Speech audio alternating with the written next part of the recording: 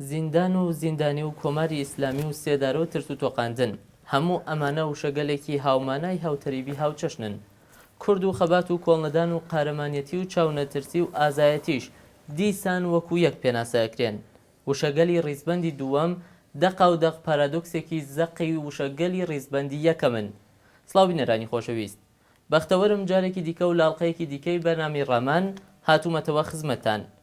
ئەمڕۆ لەم ئەڵقەی بەرنامەکەماندا ئەمانەوێت لەسەر بارودۆخی زیندانیانی سیاسی بەندکراو لە نێو بەندیخانەکانی کۆماری ئیسلامیدا قسە بکەین و تیشکێکی زیاتر بخەینە سەرم باسە. میوانی ئەم جارەی بەرنامەی ڕامان ڕەنگدانەوەی هەموو وشەکانی ڕیزبەندی دووەمە، کوردێکی خەباتکاری قارەمانی چاونەترسی ئازا کە زیاتر لە 1/10 لە خۆشترین دەورانی ژیانی لە ئەشکەنجەگاکانی کۆماری ئیسلامیدا تێپەڕ کرد. بینەرانی بەڕێز، ئەمڕۆ لەم ئەڵقەی بەرنامەکەماندا ئەمانەوێت گوێ لە قسە و باسی 10 ساڵ ژان و ژیان لە بەندیخانەکانی ئەهریمەندا بگرین، ئەویش لەسەر زاری زیندانیەکی سیاسی پێشوو بە ناوی کاک عەلی مورادی ناسراو بە کاک عەلی سەوڵاوە. کاک عەلی گیان بەخێر بێ بۆ بەرنامەی ڕامان، زۆر سپاس بۆ ئەوەی داوەتی ئێمەت قبوڵ کرد. من زۆر سپاس دەکەم و منش سڵاو و ڕێزم هەیە بۆ هەر چوار پارچەی کوردستان و بەتایبەت کوردستانی ڕۆژهەڵات و زندانیانی سیاسی و بەتایبەت ڕۆژی ئەحترامیش مێ بووە و لە خزمەتام. زۆر سپاس. کاک عەلی، دیارە زیاتر لە 1/10 خەباتی نێو زیندانەکانی کۆماری ئیسلامی جەنابتانی ئەوەندەی کە ئەبێت بە خەڵکی کوردستان و بە خەڵکی ئێران ناساندووە، بەڵام ئەمەوێت لەسەر زاری خۆتانەوە بیۆگرافیەکی خۆتانمان بۆ باس بکەن. عەلی مورادی کێیە؟ بەڵێ من ساڵی 1966 چی لە سۆڵاوە بە دنیا هاتووم و ساڵی 66 هاتمە ناو ڕێزی هێژی پێشمەرگەی کۆمەڵە و لە خانەوادێکی تەقریبەن متەوەسط گەورە بووم. 1366 هاتیتە ناو؟ بەڵێ هاتمە ناو کۆمەڵە. ساڵی چەندە لەدایک بوون؟ ساڵی 1349. بەڵێ تەمەنێکی وا منە بۆ وەختێک هاتمە ناو کۆمەڵە بەڕاستی زۆر مناڵم. ئەتا لەو کاتیجا لە فێرگەکانە شوێنێک بوو بە ناوی لاوان، وەلێ چوون بەخاتەوە کەمێ زەرپوزین و بووم ناناردم ولا هەلێ دەورەی ئامۆزشی و سیاسی و نزاییم تاو کرد لە منتەقەی چنارێ. لێ سازماندەی دراین و تا ساڵەکانی هەفتا ئەم مەسایلی کومونیزم کاریگەرۆشتا هاتە پێشەوە و ئەوەی خۆ مەسەل لە موێمی جەماعەتێ بەڕاستی ئەو شتمانە قبوڵ نەبوو. بەڵێ لە کۆمەڵیش کنارەگیری ماکەم مدەتێ چوینە حلۆک خەرار بوو بڕۆشتین بۆ پان نەڕۆشتین، دوارە ناچار کەوتینەوە ڕۆشتینەوە بۆ ئێران. لە ئێرانیشە دوارە دەستمان کردەوە بە زندگیکردن، وەلی خۆ چە زندگیە بە فشاری ڕۆژانە و ئیتلاعات و کێشەیە و کێشەیە و خلاصە سەختیایی زۆربان کێشاوە. هەتا لە خانەوادەیەکیشی مەسڵەنەوە نەهینا نەبوو، لە خانەوادێکی زۆر متەوەسط ئاواخان لە هەژاری و فەقیری و ئەو شتانە گەورە بووین. دەیتر لەو کاتیشۆ ساڵی زمانێکە کۆمەڵی زەحمە کێشانی جوانە جیا بوو پەیوەندیمان گرۆ لەگەڵی کۆمەڵە دوایەوە کۆمەڵی بژانەوەی نوێ تەشکیلرا، هەتا زۆر لە کادرەکانی کۆمەڵە لە پێشمەرگەکان کە هاتبوون و بە ناوی تەسلیم و ئەوشتانە کۆمەڵی بژانەوەی نۆ شڕەکراوە بەڕاستی تر یەواژواژ ئەو هەلە چەرغا وەکو کۆمەڵەکەی قەدیمی پێهاتەوە. بەڕاستی منش تالە بوون بەو شتە کە بینەوە سەری ئەو خەتەوە تا 81 مستەقیمە مەسایلێکی ئەمنیەتیمان بۆ پێشەوە مستەقیم دوارە هاتمە بۆ ناو کۆمەڵە. هاتوینەوە لە 81 تا 82 مامۆریەت و شتێ چوین وەلێ بەداخەوە لە ئاخی مامۆریەتەکە لە کانی دینارە دەستگیرکردین. ئەوە پرسیاری دووەمی منە، ئێوە چۆن دەستگیرکران؟ وەڵا شاید نەتوانم شێوەی گردنوشتەی وردە کارێکی مەسەڵەن چون مەسایلێکی ئەمنیەتیە وەلێ توانم تەنازەیە ئیشارەی پێ بکەم. من 22 بەهمان بوو بەڕێکاری تەبلیغاتی شتەمان بوو لە ئێران، کارەکانیشمان ئەندا بە و مامۆریەتی چمتەوە بوو لە متاسفانە لە ماڵەکە گیرام سپا بوو، نیروی انتزامی بوو، ئیتلاعات بوو بە گازی ئەشکاوەر و بە زۆر هەزار دانەهین. من زمانێکە حوتی بەیانی و ماڵیانە مەحاسرە کرد تا نزیک 11 و هەر مەشغوڵ بوون چون هەر کارێکیان کرد من ناچوون چون بەڕاستی ناو ماڵەکە خانەوادەی تیا بوو. چۆن خانەوادە من سایمەوە بوو خانەوادەکە حتمما لە ماڵ کەمە دەرەوە وەختێکە خانەوەگە دەمانە هەنە بەندرەکە بە تیلیان دەنیان ناشە خۆت بیت دەرەوە خانەوادەکە لە ناو ماڵە بێنێتەوە. بالاخره بە هەر بەنامەی بوو تێخەیەکە مشکان یەکدوان لە خانەوادەکانم ڕەتکرد زانی کە من کاری واکەم ئێتە دانە بەرگاز یشکاوە و ماڵیان سوتام وەختێکە خۆرە بووم و لە ئیتلاعاتا بووم یانە لە کاتێکە منیان گرت مەسەن لە ئیتلاعاتا هۆشماتە بەخۆمە بەڕاستی سولەکانمە لە ناسی قەدیم وەختێکە خۆشماتە بەخۆمە چەند ناو کالیدۆرەکەی ئیتلاعاتا جایتر لەوێتر خۆ شکنجە و تعریفکردن وشتی ڕاست بردتیان بۆ ئیتلاعاتی شاری مەریوان بەڵێ لەوێ ئەرێ لەوێ خۆتە ئیتلاعات شانی هەموو کەسی ئەو شتێ زانێت چه شکنجە لێکەدا تا زۆر مەسایلیان هەیە مەسەڵەن ئیتلاعاتی مەریوان حتا ئەگەر بەو شێوەیەکی مەسەڵەن کە ئێمەی ئاواهی نەکرد شکنجە مەسەڵەن هەر ئەوە نییە کوتەکەت لێ بدەن شکنجە هەروە شاید مەسەڵەن کوتەکەکە لێ بدەن دەدێ یا نیو ساعت ساعتی دوو ڕۆژ خۆشەوە بیتەوە ولی شکنجە بەڕاستی شکنجەی ڕۆحی شکنجەی خانەوادەی هەیە شکنجەی ڕەفیقی هەیە هین هاوسێت هەیە لەگەڵ هەر کەسێکە تەماسی یان هاوردن ژێر سوال یانە کاروانەکە حتا ئەگەر کارێکی چ نەکردبایە بەخاتر ئەوەی کە هاوسەکەتان نباگ نەکەن یا براکەت خاو نەکەن یا خوشکەکەت خاو نەکەن یانە برێ مەسایل عەمدەن پامان پیانە کە بەخاترەوە مزاحمیەوانە نەبن هەر بەڕاستیش بوو چون بەڕاستی من شخصەن خۆم عەلاقەم ئەوە بوو هیچ وەختێ پێم خۆش نەبوو مەسەڵەن کەسێ بەخاتر من یانە کەسێ لە سپەری خۆمە چون ئەو مەقاومەت نەبینی لە خۆمە حەقیقەت بۆ من فەرقی نەبوو چ لێ لەبوو چ لە چون ئیسی لە ناوی ئێرانە بەڕاستی زندان و ئازادی بۆ ئەمە فەرقێکی نییە لە دەرەوە چون واقعا ئەو شتە هە لەناو ئەفکارتە ئەو شتەکە هەناو بیری و باوەڕتا تۆ نەتوانی بیری و باوەڕی خۆت عەمەڵکەت و نەتوانی قسەی ڕاحەتکەی لەگەڵ خۆ سەر زندانە من لەو شتانە نەترسام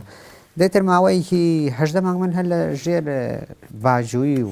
زندان بردن و ئیتلاعات بردن و بەڕاستی شرایطێکی زۆر سەختمان تەواو کرد لەوێ بەو شکنجەلەکەیاندا و لێدان و مەسەڵەن بە شۆردێک و لوختی تیانە کردەوە ئەم کردیتە ناو ئۆتاقێ کەفەکەشی سەرامی کوشتە بوو یانێ باوەڕ کە بەشەر نێتوانانی 20 دقیقە بیوەسێ ئەوە یەکێک لە شکنجەکان بوو مەسەڵەن بەخاتر ئەوە کە مەسەڵەن وەختێکە منیان دادگاییە کرد یان هێنام حمامیانەدام سەریان شانەیە کردم جوانی باسی تەمیزیانەکە مەسەڵەن کابرا دادگامێ دادگای چی ئەسڵەن واقعا دادگا نەبوو تا دوو کەلیمە قسەکە سست ئەوە نییە ئەوایە ئەمە نییە ئاوایە ئەو خۆی شتەکەی ئەنووسی خۆی چی جوابەکەی من یەداوە لە خۆیان دەخەنەوەیکە لە پرسیارەکان منە ئێوە سەرەتا ئەو جۆرەی کە من ئاگادارم حکمی سێدارەتان بەسەرا سەپا ڕەوەندی قەزایی دۆسیەکەتان چۆن بوو ئەسڵەن ڕەوەندی دادگاکە چۆن بوو کەمێ لەوانە قسەمان بۆ بکەن وەڵام من دوودانە وەکیلیشم بوو زمانێکە وەکیلەکان هاتنە ناوە مەسەڵەن قازیەکە ئەوە پەروەندەکە ئەگەر ئەوێت بە وەکیلەکە تۆ ئەم لایە توانی بخوێنیتەوە حەقت نییە ئەم لایە بخوێنیتەوە مەسەڵەن ئەمە وەکیلمانەیە لە دادگا ئەو شتەکە دادگا مەسەڵەن گەرێکی ئێرایدا بۆ ئەو زندانیە یا هەر جۆرە دادگا فەقە ڕووننوێشتێکی لە ئیتلاعاتە لەوێ بازیەکە یعنی ئەو دادگا تەسمیمگیری ئەوە نیە چون ئیتلاعات هەرچێکی وتبێ دادگا وەکو فەرمێکە ئیمزایەکیەکە ئەنا حیش گونیکی مەسەڵەن لەو شتانە ئەو شتەکە ئیتلاعات وەسیەتی دادگا هەرو کارە ئەنجامەدا وەلێ بەخاتر نمایشی بینەلمەلوی بەخاتر نمایشی ناوخۆیی مەسەڵەن من ئەلان خۆم من دادنامەکەم ئێنمە کە حکم دراوم وەلێ نەزارەتەکە ئیتلاعاتی شت بۆێنم ئیتلاعات چی وتو و دادگا چی نووسیوە ئەسڵەن شتێکە لەگەڵ یەکە زۆر تەفاومیان هەیە و شێوەی دادگایەکە هەتا ئەگەر لە کابرایشە مەسەڵەن شتێ نەبینن بلاخرە ئەتەهام زۆرە پێیاکەن هەروە کە مەسایلی ئەمنیەتی لێدا وەختێکە ئەو پەروەندە مەسەڵەن ئەڕوا بۆ دیوانی ئەلکترۆنیایی نێنم بۆ تاژیر نەزەر مەسەڵەن من پەروەندەی من 18 مانگ لەژێر باسپۆرسی و ئەملا ولا بوو مەسەڵەن بە یەک تەلەفۆن پەروەندەکە نار بۆ دیوانی ئالیکەشۆر بە یەک تەلەفۆنیش تەلەفۆنەکەی چی پەروەندەکەی هێناوە من تا نێچوومە زندانی مینا بەڕاستی نەمزانی 30 ساڵ حکومیان پێداوم زمانێکە منیشان تابیر کرد بۆ زندان مینا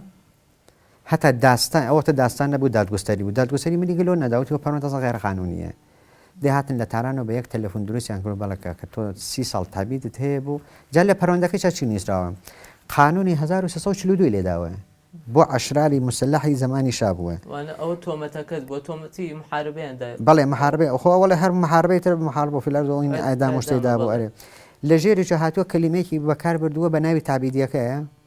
لە مادەی 19 سرعاتن شاری مینابی دەرێناوە هەر لە مادەی 19 هەیە ولی خۆی کەمێک کەمڕنیان کردەوە ئەوە بەکار نابن ولی هەر لە تابیدەکانە بەکارێبن مەسەڵ لە ژێر هینەکان نووسیۆزی بۆ تابیدەکەی بە فتوای مەقامە مەزەمە ڕابەری یعنی بە فتوای خامنەی مەسەڵ ئێمە تابی دەکرین لە قانون ئەساسی جمهوری ئیسلامیە ئێمە تابی زندانمان نییە ولی لەبان ئەسن لە ئاینەکە نامەکە ئەسن تابی زندانی وجودی نیە ولی هاتوون بە فتوای خامنەی و کارانەیە لە دادگاکە ئیجازە درا بە خۆت کە دفاع بکەی لە خۆت باوەڕکە من ئاسن فقط دوو خەتی نووسی و دەشەوە ئەنگوشتی لێدی حەقی قسەمان نەبوو ئەسان قسەی لێ نەیە پرسید هەر چاویشی لێ نەیە کردی لەو دادگایە حکمی ئێعدامە بەسەر ئەسەفا من ئەوەڵجار قازیەکەم بوو بە ناوی حەیدەرزادە لە دادگای ئەنقەلابی بەریوان ئەڵبەتە چەندی دامنیان بەردە سنە لە قەرارگای هین و هاتوونجا تەواوی ئیتلاعاتی وەستان کوردستان هەر لە ژێر نەزەری دەهینە قەرارگای هەمزە لە ئۆرومیە یانە کولەن ئۆستانی کوردستان لە ژێر نەزەری ئەوایە منیان بەردە سنە و ئیتلاعاتی سنە و حکم ئێعدامەکەیاندا بوو وەلێ من سووس و ئەمزایی ناتوانەوە کارەکەن هەر بەڕاستی هیچ مەدرێکی و هیچ دلیلێکیان نەمن نەبوو فقط گەرەێکیان بوو چەند پێشمەرگەی حەزبی دموکرات بوو گەرەێکیان و منیش بەغدەنە پاڵەوانە و ئیتر دوای 12 مانگ منش نزیک 7 مانگ بەڕاستی لەژێر ئێعداما بووم لە 12 مانگ تێپەڕی پەروەندەکەمیاندا بە شابەتر قازیەکەش میان ئاواز کرد بە ناوی تایری تورک بوو باوەڕکە هەم من حاڵی نەیە بووم لەهۆ حاڵی نەیە بوو لە من هەتا جارجار هەڵەسای نەبوو یەک ناو دادگا ئەو پێوای من جوێنی پێدەش پێوای من جوێنم پێدا پێشتان حاڵی نەبوون ناجار لە قانون ئەمانیشان نووسیانە کەسێکە بەڕاستی دادگای ئەکرێ ئەشەیە قانونەن لە زبانی هەمتگر تێبگەن ئەو چیاڵێ تۆ چیاڵی هەر بەڕاستینەوەی زاری من چێژم نەمیجامزانانی و چی متەرجمێکیش نەبوو لە نەحیچ یاسم دراکەی پێدا و دەستبەن و پابەن و ئەو شتەکە ئیوت من ئەڵێ مەشە تۆ جوابیتەوە خۆ منیش بەڕاستی پێم زۆر و جوایشم نێداوە هەتا لە ئاخرین خاستەیەکە وتی بە عنوان محارب و فیلارز و نازانم چی و چی تۆ چە تقازایەک تێ لە نظامی مقدسی جمهوری اسلامی کە ئێمە کارەکەت بۆکەین من شەرم زانی تۆ بەنامە و شتە گەرەکیان بوو ئارێ منیش حقیقت قسەی خۆم بکەم وتم من ئەسڵ نظامی جمهوری اسلامی بەڕاستیان ناناسم چون بەڕاستی نابینم بەڕاستی وایسێنەوە چون سوورم زانی تۆ قسەکەیت و نەکەی ئەو کاری خۆیەکە دێتە لەو دادگا لێدا 30 ساڵ تابید بۆ مینە لە حکمی ئێعدامەکەت گۆڕا بە 30 ساڵ بەڵێ دوای 12 مانگ گۆڕا بوو بە چون دان بە شاوبەیەتر دان بە شاوبەیەتر کری بە 30 ساڵ تابی زندان بۆ مینە لەلایەک تۆ حکمی ئێعدامە بەسەر ئاستا بوو احتماڵی بوو هەر لەحزە ئێعدامت بکەن شەوێ بەڕاستی شەوێ هاتن بە دوامە وتیان وسایلەکانی جەمکەن بەڵێتە ناو بەندانە لە زندانە بارانی چەباری یەک لە زەقای وتیان دەفتەرچەکەت مشکل هەیە بێن خاسیکەین بۆ دەفتەرچەی چەکی ناو زندان منیش ئەسڵم شتی وان نەبوو مەسەڵەن ئەمزانی ئەو شتێک هەیە خەبەرێکە ئێتر چوومە نگابانی چە چاوەڕام کرد وەزارەتی ئیتلاعات لەوێ فۆری منی ئەخسەنا ماشینێک بردمیان بۆ ئیتلاعات وتم بەڕاستی کارەکەی وەلێ خۆ هەر نەیشتە تەرسام چون ئەمزانی ناتوان کاری وا بکەن وەلێ خۆ باعیدیش نەبوو کاریان نەکردایە چینە ناو ئیتلاعات و بڕێ باجی ماجویان کرد و وتیان وەڵای ئێعدام دەکەین و چیەکەین و وتم داوشەکە ئێعدام بکەن بۆچی ئاوردمتان بۆیانە خۆی ئێعدامەکەنەوە حتمەنیان من بۆ سنە لێرەکەیەوە ناتوانەوە کارەکە زۆر فشاریان هێنان مەسەڵەن فشارەکانەوە بوو مەسای ئێمە ناو چەند کەسە بین بۆچمان مهم نییە تۆی ناسی یان نێسی ناو چەند کەسە بین فقط تۆ بێ ڕوبەڕوو یەک مساحەبە لەگەڵاکەین هەتا مساحەبەکەیش ناکەی لەگەڵی کاگیان فقط ڕوبەڕووی بێسە ئێمە بتوانین چەند نەفر لە قازیەکان بێنینە ڕوبەڕووی تۆ فقط ڕوبەڕوویان بێزە هیچ بۆچمان مهم نیە ئەسڵەن تۆم کابراتە بینیوە نەتبینیوە ولی تا ئەو شتێکی ئێمەڵێن فقط چوار کلمە لە قسەی ئەمەکەین تۆ بێژان بەڵێ ئەمە ئاوای و ئەوەت نەکرد ناقەتەن ناچیکەم من لاو زندانی شاوتم من وتم خیانەت بە هەموو قشرەکەم بە کوردی ناخم ئێعدامەکەت گۆڕا بۆ 30 ساڵ زیندان ئەویش عمرێک 30 ساڵتە عمرێکە تێپەڕکردنی عمرێک لە زیندانە چه احساسێکت بۆ کات وەڵا خۆ هەموو کەسێکە زانێت زندان زۆر شەرایەتێکی ناخۆشیە و بەڕاستی سەختە وەلێ زندان فقط زندان نییە زندان شەرایەتی خۆی هەیە مارگای خۆی هەیە باوەڕکە لە ناو زندانە ئەگەر بەتایبەت تابیدی بی ئەویش لە زندانەکانی جنوبی ئێران و زۆر مەسایلی هەیە شای لێرە جێگەیەوە نێم باسێ مەسایلی بڵێم لە حازی فەرهەنگی و لە حازی فکری و یانێ بەڕاستیەمان بردوو بە شوێنێ یعنی هیچ وەختی ئینتزاریان نەبوو ئێمە بتوانین لێوە 2 ساڵ مقاومەتکەین ناو زندان بەڕاستی ناو زندانە ئەگەر بە بەرنامەیەک و پشتیوانیەک نەبێ هەدەفێک نەبێ باوەڕکە ناتوانێت زندانی کێشی یعنی ئەگەر لە بیر و باوەڕێک نەبێ و ئەگەر سیستمێکت بۆ خۆدانە نابێ مەسەڵەن مەساڵت بۆ لێدەم لە زندانی هورمزگانە مەگەر چی هەیە باوەڕکە مەواد هەر بە کیلۆ ڕژاوە تۆ هەتا ئەگەر لە دەرەوە بڕی مەسەڵ مەوادێت هەیەکە هەتاقلەش دوو خیابان بڕۆی وە لێ ناو زندانە کارا لەبەردەستە لە حازی فکری لە حازی بێداشت و ئەسن زۆر مەسایلی هاتیان مەسەڵەن ئێمە لەو مدەتە لە زندانە بووین مەسەڵەن ئەفسەرنگەبان ئەوەزە بێت بە تەرجی فکرێکە قسەکە ڕئیسی ئەوەزە بێ فکرێتری هەیە بڕێ لەوانە هەیە مەسەڵەن خانەوادەیە شوهەدا و موهادای خۆیانە بە قۆڵی خۆیان بە تەرزە فکرێت تێنە بەرەوە ئەفسەرنگابانی چۆن بەرخۆدەکات لەگەڵ تا حەفازەتی چۆن بەرخۆردەکات لەگەڵ تا ئێدارەکەل تۆ چۆن بلاخرە هزار مەسایل هەیە ناو زیندانە وەلێ بەڕاستی ئەشە چۆن بزانین لەو هەلاخوا چرخێنی واتە بە عوەزبوونی زیندانبانەیە ڕێی زیندانێ هەڵسو و کەوتی کولی بەرپرسانی زیندان تەغیریە کرد حتا سەربازیشی تەغیریە کرد چون ئاەنەوە بەرنمێکی جا بۆ زیندانی سیاسی ئێمە لە ناوی زیندانە لە خودی زیندانی ڕژیمەکانی کۆماری ئیسلامی هیچ تعریف نەکراوە بە ناو زیندانی سیاسیەوە یعنی ئەسڵەن ئاەننامەیە کە تۆ بتەوێ مەسەڵەن بە ناوی زیندانی سیاسیەوە تعریف نەکراوە ئەوە تعریفێکی لێدەن زیندانی مەسەڵەن ئەمنیەتی هەتا مدەتێکیش لە بەندەر عەباسە بەخاتر نەخۆشی نوشتە من هاتم بۆوێ بەڕاستی فشارمان هێنابوو تقریبا بووین بە 16 نەفەر هەڵسان بەندێکیان پێداین بەندێکیان پێداین لەسەر بەندەکۆ نووسیان بەندی ئێرشادی نازانم ناوەکەمان زیندانی سیاسیەکان بەیەکەوە بوون لەو بەندە ئەرێ ئیتر 16 نەفەر بووین جەمانیان کڕۆ بەن 3 مانگ بیشتر ناتوانین تەحمڵمان کەن هاتن تێکیان داوە ئەنێوە قاتی بوونێ و بەندی تایبەتان نەبوو بۆ لەو مدەتان لە بەندەر بووین فقەدەوە وەڵجار هاتن زیندانێکیان تەشیلە بەندێکیان بۆ جیاکردون و ئێمە هاتین ڕسانەیەکمانگان گوتمان بەڵێ لە زیندانەکانی جنوبی زیندانی سیاسی جیاکراوەوە بەندی جیاکراوەوە گشتی 2 مانگ 3 مانگ ناتوانانی تەحمڵمان کەن کالیەوە ئەوەی کە من بینی بێت موسەرنجمدا بێ ئێوە زۆر چالاک بوون لە ناو زیندانە سەڵەن بۆ پشتیوانی لە کوردەکانی پارچەکانی تر بۆ ناڕزایەتی بەسەر کوتەکانی کۆماری ئیسلامی دەیان ڕاگەیاندن و دەیان نووسین و ئەوانەتەنەدا دەرەوە ئێوە ئەمەوێ بێژم ئەو بوێریتانە چۆن بوو لە ناو زیندانەوە بڕێکاتانە کرد کە ئەوانەی لە دەریشۆ بوون ڕەنگە نیان وێرای بیکەن وەڵام من حەقیقەتی بڵێم ئێمە ناو زیندانە 4 نەفەر بووین هەر 4 نەفەریشمان تابیدی بوون هەر 4 نەکەبارەکەمان تقریبا 4 ساڵە کاتە چەندێ 120 ساڵ کاکەم 4 نەفەرە 120 ساڵ حکومان بوو هەموویشمان ئەمانزانی لەو حکومەکەی ئێمە هەمانێ مەگە شەرایەتی ئاڵە و گۆڕ بێ ئەنا هیچ بەشەری 1 ساعتی بۆ ئێمە کەمەوە ناکە و ئەویشمان ئەزانی ئیتر نقطەیە لێ ئێران لەماوەی پچەسپاوە بە دەریا خۆی دەمەخۆ ئەماراتە خۆ نامان بە خۆ دەبۆی فۆقێمانیانەوە یا بوو بەندەڕاوی یا بۆ شیراز چون حکومەکەیشمان تابید بوو بەوەی خۆ نانتوانین فۆقی مەسامایان توانیمان تێنە زیندانی مرکزی بازم لەوێش هەرەوە کارانمانە کڕۆمانیان بردۆ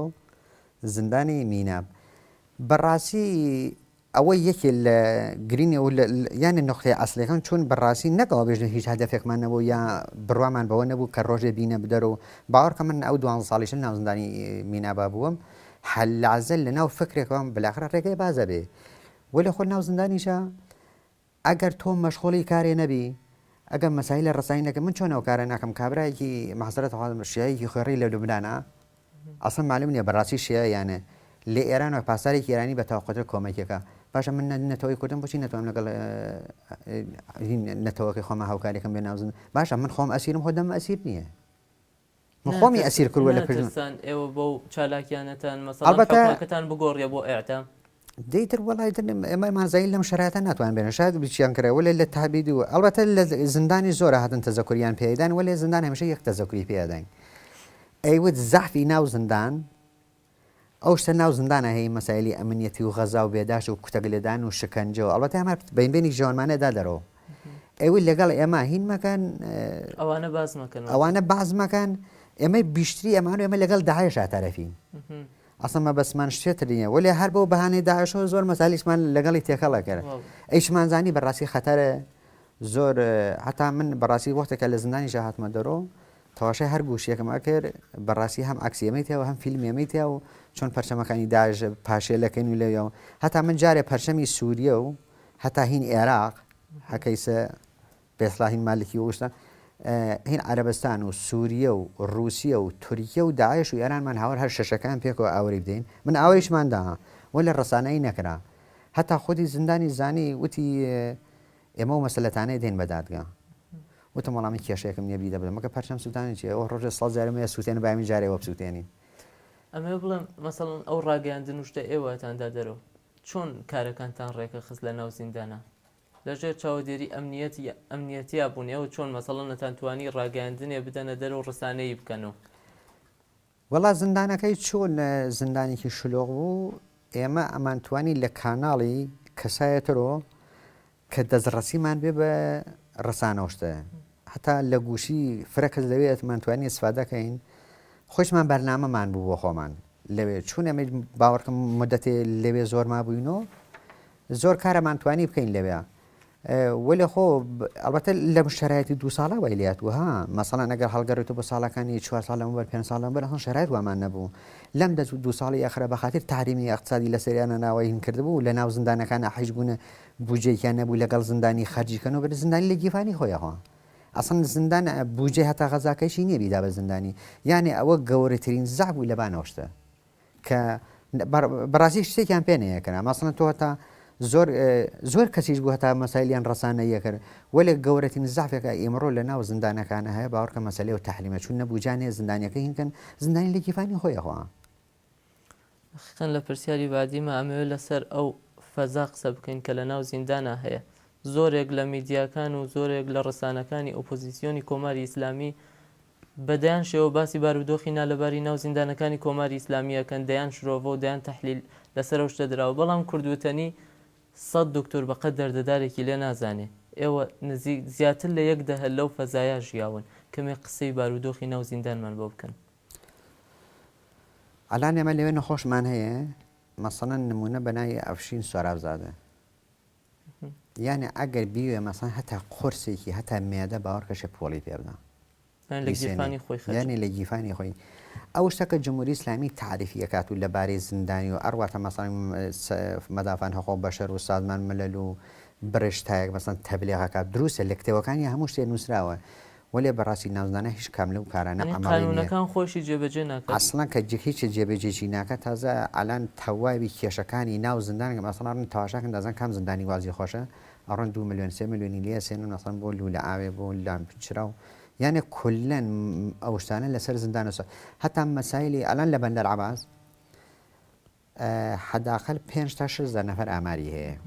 لەم 5 نەفرە بەندی دوودانە بەندی هەیە بەندی دەی پێڵن تەبەقەیەک و تەبەقەیبان لە هەفتار ڕەحەت 5 تا 6 نەفەر ئەمرێ بە خاتر نەبوونی دار و یا سلیانە یا ئید زیانە ڕسانەیش نابێت تەنیا ڕسانەکەی ئەوەتە بۆچی نابێتەوە چون بەڕاستی فقط تەبلیغێکی زۆر ئەو نەهین گرین نیە فۆقی مەسەڵەن هەتا کابرا نەخۆشینێکی عادی هەیە تێن چی لێکەن یا ناڕەحەتی قەلبی هەیە یا مشکلی ماغزی هەیە یا مشکلی ڕەوانی هەیە بەلاخرە نەخۆشێکی هەیە زمانێکی ژەمنێت تێن مارکێکی نەڕەسیدنی مواد مخدر سوسن مار پەروەندەکەیە بە خاتر نەبوونی مواد مخدر ڕەحەل لەبەر ئەیتن خانەوادەکەی تێن لەگەڵی چی قسەکەن خانەوادەکەی خانە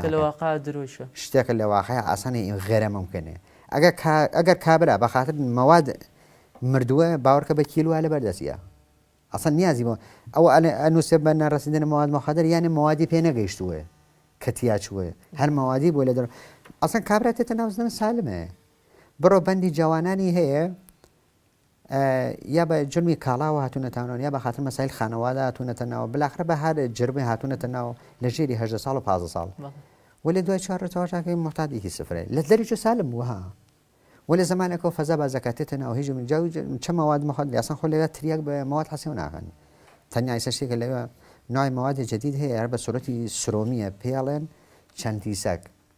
سرۆ حاڵەتی پلۆمی هەیە تەزریقیەکان ئەو موادی شیشە و کراک و بەنگ و هێروین و ئەنوا و ئەقسام ڕژاوە هەر بەڕاستی خودی سیاسەتی زندانە شتێ چون ئەگەر ئەو زندانیانە مواد نەکرد مەتادۆن بەلیوان پێیانە دەنەخۆن و هیچ نەبینیوە ڕێگری لەو شتانە بکەن باوەڕکە خۆشیانیانێن چۆن یعنی 1000 من تا 500 من لەگەڵ دەڕوا فەرقیە مواد مخدر لە زندانە کالی تۆ لەگەڵ ئەزانم لەگەڵ زۆرە لە زیندانیان لە زیندانەکانی تری کۆماری ئیسلامی ارتباط بووە بەوەیەوەی کە 12 ساڵ و فەزایش یاوی حتمما کۆمەڵی ڕەفیق بووە لە زیندانەکانی تر تەنیا زیندانی مینا بووە بوو یا ئەو زیندانەکانی تریش ئەو بارودۆخیان بوو وەڵا ئەگەر هەمووی حەسێوکەی ئەکسریتی زیندانەکان وایە شای لە تەواوی ئێرانە ئەڵبەتە من کوردستان ناو نابەمە چون منتەقەی خۆمان فەرقە منتەقەی ئۆستان کوردستان زیندانەکانی مەسەڵەن سەقز مەریوان دیواندەرە کامیاران بەلاخرە کەسایەکی خۆمانیانەتە پیشگیری لەو کارانەیەکان وەک زیندانی وەکو زیندانیەرێت چون هەمانە ناو زیندانەکان لە من شخصان خۆم لە زیندان مەریوان هەبووم جارێ وتیان دوودانە کەرماشانی بەنگیان هەوردووەتە ناوە هەر بەڕاستی کێشێکی زۆرمان بوو لەگەڵیانە هەتا کاریش گەی بە ڕیس و حەفازەتێکی بوو پێیان وایە نۆری ئەوە کارتان چییە وتمەکە یان نایڵێ ئێرەخۆ تاران نییە فەزاکە چکۆلەترێکە خەڵکەکە یەکتر ئەناسن چۆن لە منتەقەی خۆمانە بلاخرە هەر زندانە تۆ چاویلەکەی لە وەستان کوردستانە بلاخە 3 نەفەر 4 نەفەر خۆمانیاتیە ئەین ئەمە نەبین حەزبێ بلاخین سازمانەکان بەنیامەلێکی ڕۆشنبیری چێتە ناڵنە ئەو فەزا چون مەسایل ڕسانەیشیان بۆ مهمە لە وەستان کوردستانە خودی زندانیش بەرخۆرد دەکا وەلی لە شارە دوورەکانە من حازرم بێژم هەموو زندانەکانی واتە بەغێرز بەندی 350 ئەبین ئەو بۆ شێوە نییە چون ئەو هەمووی زندانیەکەی هینە سیاسیە ئەسن شتیوا ئیمکانی نییە لە ناویە ئەنا لە هەموو زندانەکانە هەیە لە سلەیشە هەیە خەپڕە لە شیشە و کرا کوشتە هە لە زندانی سنە ئەکسەریتی بەندەکانی هاتیە ئەو شتانە هەیە دووە بە دوای سەپاندنی هەرچی زیاتری گەمارۆنی و نەتەوەیەکانەوە تحریمانەی کە بەسەر کۆماری ئیسلامیە سەپا هەندێک لە ڕاگەیاندنەکان باسی ئەوەیانە کرد کە ئەمە کاریگەری هێژگار زۆری لەسەر بارودۆخی بەهداشتی و لەسەر خەدەماتی نێو زیندانداناوە ئێوە لە زیندان هەستان بەم گۆڕانکاریانە کرد من ئەوڵ گەرکمە مەساڵی لەدەم من لەم کاتە کە هاتم بۆ مەرەخەسی ماڵ برایەکم لە گەرمسارە لەوێ هاتمجا لە گەرمبین گەرمسار و تاران و سمنان ئەگەر لە هەواوە سوزەن خەیتە خوارەوە لە زەوی ناکەوێت هەمووی کارخانەیە بەڕاستی یەکێکی کاری نییە کرد هەر هەمووی خەفاوە بەبوونەوە تەحریمەوە جا ئەگەر لە بیر ئەحمەدی نژاد و ئای خامنەی شعارێکیان بوو بەغێرز قاغەز زوتاوێنەوێ و بەغەرشتێنەبێ خۆیان زەرەکەن و یەکێ لە بلۆفەکانیانەوە بوو ئەگەر نەوتی ئێمە نەسێنن جەهان ئاوای پێێت و خۆیان زەرەکەن و زمانێکە ئێران نەوتی ئەفرۆش $130 بوو ئایسا عربستان پاشی کرۆتۆ $40 یعنی هەتا ئیمڕۆ ئەگەر ئێران نەوتیش فرۆشە لەو 800,000 بۆشکە هەتا پارەکە خۆی دەرنایێنێتەوە خەرجەکە بەڕاستی خۆی دەرمنەوە ئەو هەلومەرجە کاریگەری چەندێدانا بوو لەسەر ئیمکانات و لەسەر خەدەماتی ناو زیندان باوەڕت بێت لە زیندانە هەتا بەرگە ئاچەرێ نەبوو یعنی لەگەڵ هەر مەسوولێکە لەگەڵ هەر کارێکە قسەتەکەی کاکە تحریم و بوجەمان نادەنێ هەر بەڕاستی دواتەیە نیەتی هەتا فیلمێکیان دروست کردبوو فیلمەکەی هین بوو لەسەر نازام شۆق دەرپەرواز شۆق دەرپەرواز فیلم و هین خەلبانێکی بوو دروستیان کرده بوو هەتا بەخاتە تحریمەکە ناتوانین لە عەرەبستانە فیلمبەرداریکەن هەتا تاوێ نەفوزی کرد ئەلا ڕۆژنامەنگار دانەجوو ئەوەی سیستم بێ بەڕاستی تۆ بۆ هەر کاناڵێک بڕۆی ئەو مەسایلی تحریمە و نەتاسیری داناوە ئەو تحریمە کاریگەری لەسەر هەموو بەشەکان و هەموو جمهورەکانی با بڵێن ئەو شتانەی کە لەناو ئێرانان داناوە بەڵام زیندان یەکێک لەو فەزانەیە کە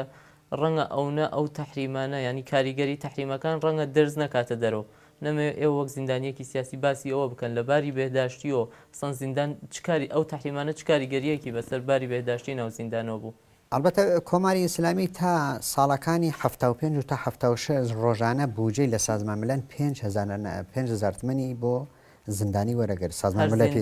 هەر زندانیە 5,000 تمەن بودجەی لێ ئەگرت وەلی خۆ ئەم بە عنوانی مبارزە لەگەڵ مواد مخدرە ئەیتوانی ئەو پۆڵە بگرێت لە سازمان بودجەی بینێملەی پێدا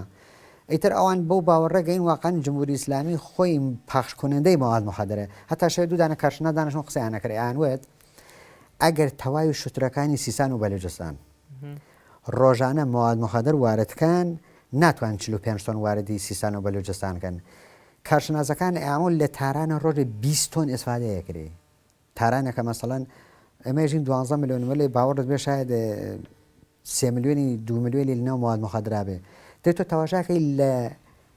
لە زایدانە گرێمێتریا 1000 تمەنە لە ئازەربایجانە 1000 تمەنە پس بەو نەتیجەیە گەین خودی سپای پاسانە ئەوشتە بە تەڵەنزی دوارەتەکە چون بەڕاستی من ناو زندانە بووین هەم لێمان بینی و نەماتونەتە ناو زندان زۆر ئاشنایشمان وەلە تەکیانە وەلێ بە تەواوێتی خودی سپای پاسانە مواد مخدر واردەکە ئەلان لە ئێران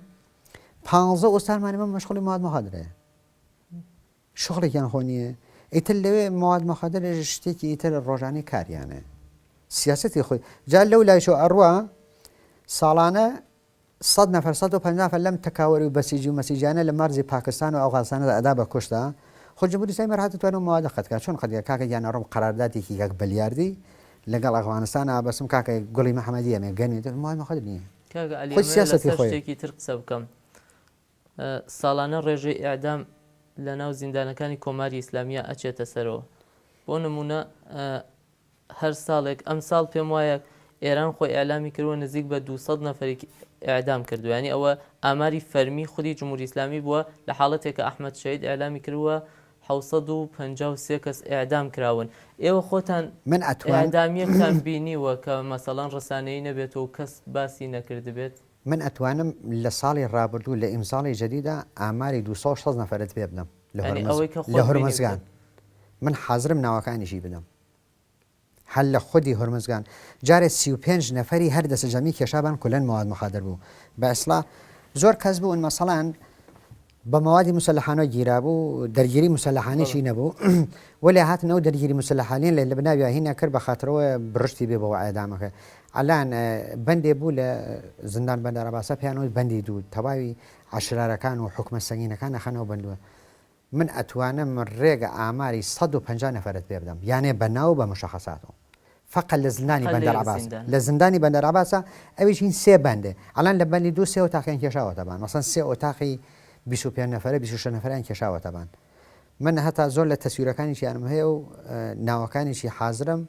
دانە بە دانە شۆرەتەکەی و ناو وڵاتەکەشیان بێت. دقیقاً ئەحمەد شەیدیش ئیشارە بەوە کە ئەو 753 کەسە کە ئەو ئاماری داوە ڕەنگە هەمووی نەبێت، ڕەنگە کەسی تریش ئێعدام کرابێت کە مدافعانی حقوقی بەشەر و ئەوانش تەنانەت نەیانزانی بێپی. هەتا زمانێکە ڕۆحانی هاتەکار سەرکار بیشتر شدەتیان پێدا،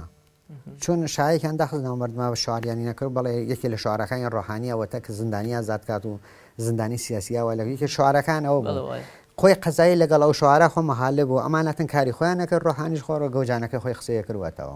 هەتا یەکێ لە شعاری ڕۆحانی ئەوە بوو ئەگەر لەبیرە بێ لە عانی منازرەکە ئەوەڵ شعاری ئەوە بوو تیم حازرین بەخاتر 4 سانتیفر ملەتێک گرفتارکەم و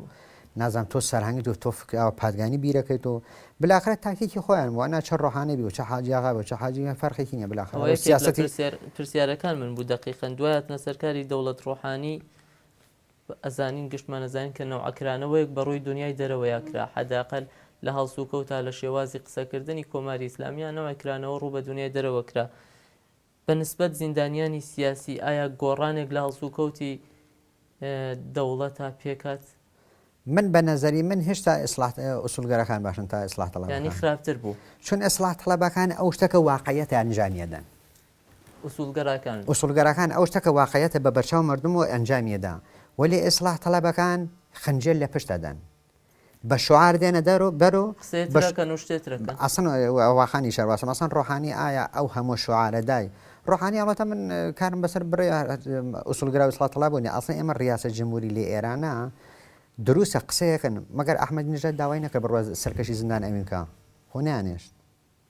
هەر کارێکی خۆی خزای ئیجازەی پێ نەدا. ڕۆحانیش نوعێ شەخصیەتی هەیە گەرێکێ بە قسە مردم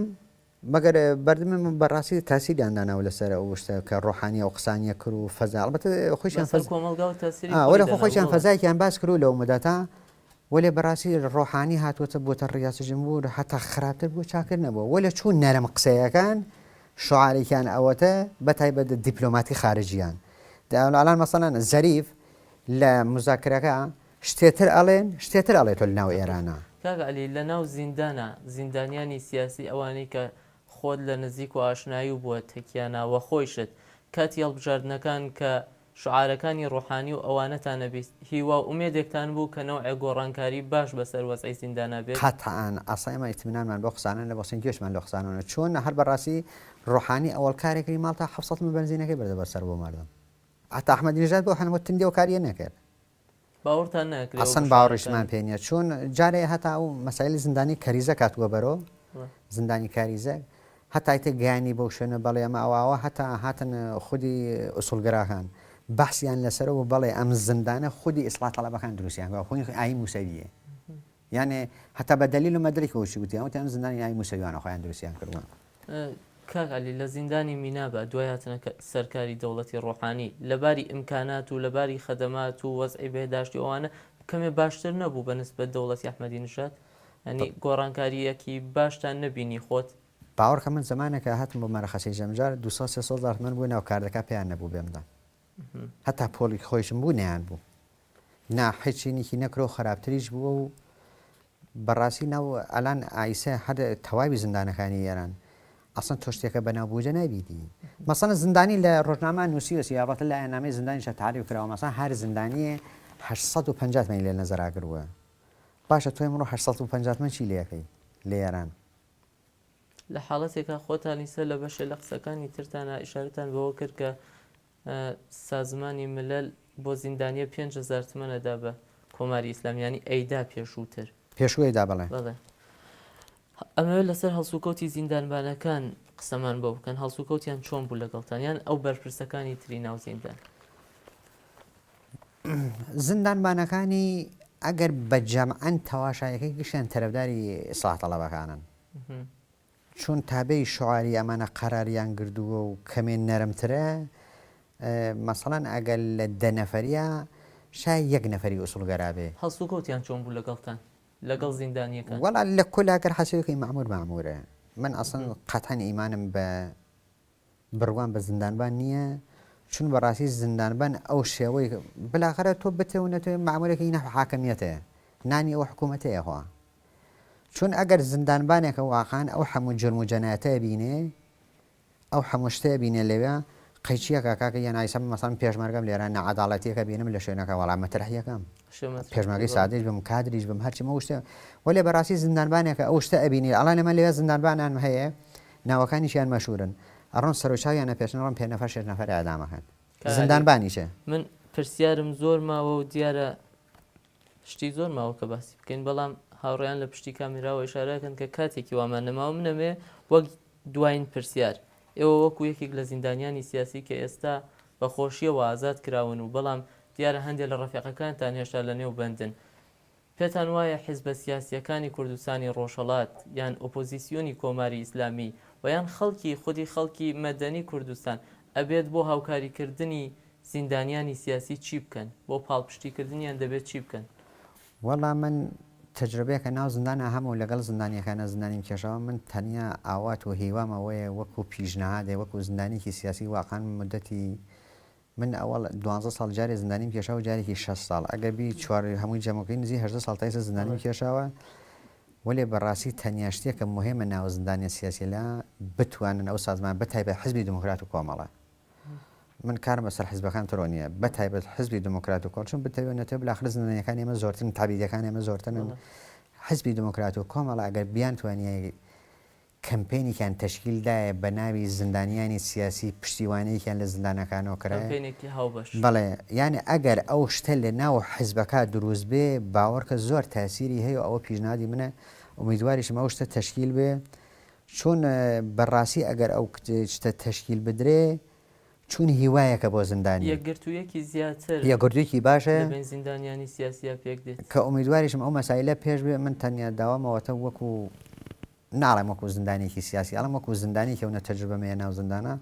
بەڕاستی ئەگەر شتێت تەشکیل بدرێ لەنان ئەم دوو سازمانەوە بۆ زیندانیانی سیاسی بەتایبەت زیندانیانی کوردەکە تابیدن جایمە لە ئێرانە باوەڕکە شارمانیە سیان و چوار کوردیتیا تابی نەبێ هەمووی خۆ سیاسی دروستە حاکمیەتی ئەمڕۆ مەسەڵەن مارکایەکەنی بە شتەکە وەلە بتەونێتە بلاخر زیندان خۆ پالەوە نانە بڵێ ئەمە زیندانی سیاسیمانەیە وەلێ تەنیا داواکاریمەوەتە بەڵکو کەمپینە دروست بێ بۆ پشتگیری لەو زیندانە سیاسیە لە من ئاوا داوای منە و 12 ساڵ ژیان لە نێو زیندان بە 40 دقیقە 45 دقیقە باس ناکرێت زۆر سپاس کاکەلیان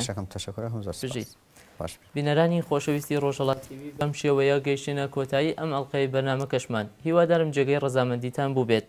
بە هیوای ئازادی هەموو زیندانیانی سیاسی هەموو ئێوە بینەرانی خۆشەویست بە بەختەوەری ئەسپێرم کات و ساتێکی خۆش